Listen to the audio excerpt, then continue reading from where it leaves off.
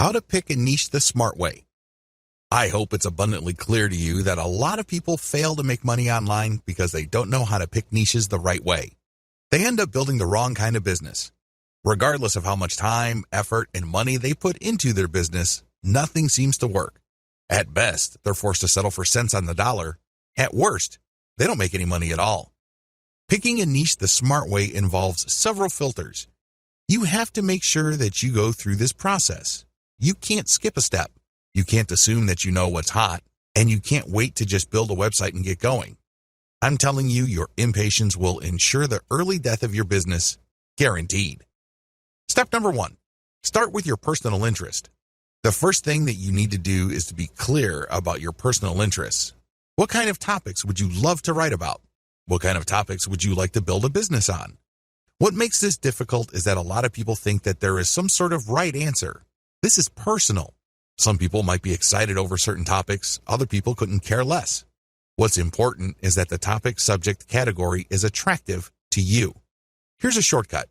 Ask yourself, what would you talk about all day, every day, even if you were not getting paid for it? Give yourself a couple of hours to write down everything that comes to your mind. No need to edit it, just write it down. Even if it's just half an idea or it's just a faint glimmer of an idea, write it down. Step number 2, filter your topics by search volume. If you don't already have an account at Google AdWords, go ahead and set one up. You can access this by typing in adwords.com. Log in with your existing Gmail account and set up an AdWords account. Once you're set up, look at the Tools section and select Keyword Planner Tool. Type in the topics you're interested in. Do this one by one. When you do this, you get a list of keywords related to that topic. Look at those keywords' average monthly search volume. This is an indirect way of getting a rough idea of the overall demand level for those niches. Once you've found the keywords for one niche and have listed their search volume numbers, move on to the next keyword and then the next one after that. Once you have gotten the numbers for all these keywords, pick the niches that are in the middle. You don't want niches that have too much search volume because they most likely have a lot of competition. On the other hand, you don't want niches that have too little search volume. Step number 3, filter by commercial value. On Google's Keyword Planner tool, next to each keyword's expected monthly search volume is a dollar figure. This is the estimate AdWords gives you regarding how much advertisers will pay per click on ads that show that keyword.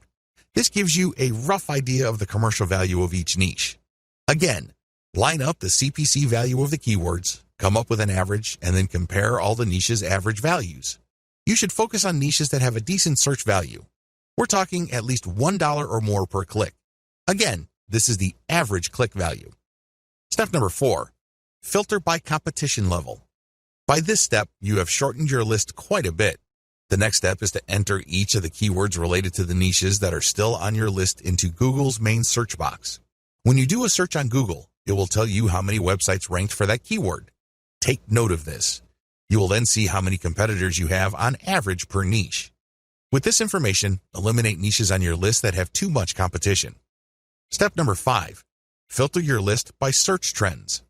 Finally, go to Google Trends and enter the keywords related to the remaining niches on your list.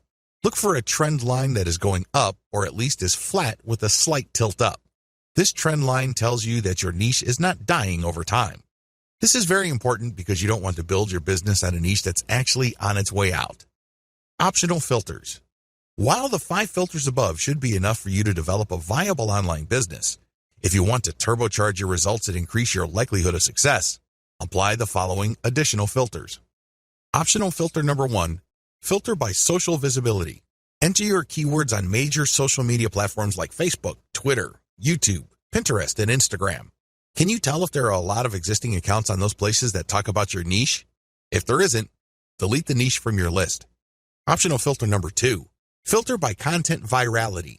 For this filter, look at the groups pages and accounts that target the niches that you have left on your list. Look at the engagement levels of the content in those accounts. Does it seem like there's an organic, active community built around these niches? If the answer is yes, keep the niche. If the answer is no, you might want to get rid of that niche.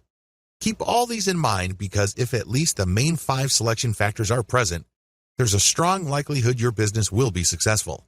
However, keep in mind that while niche selection accounts for 90% of success, you still have to take care of the remaining 10%.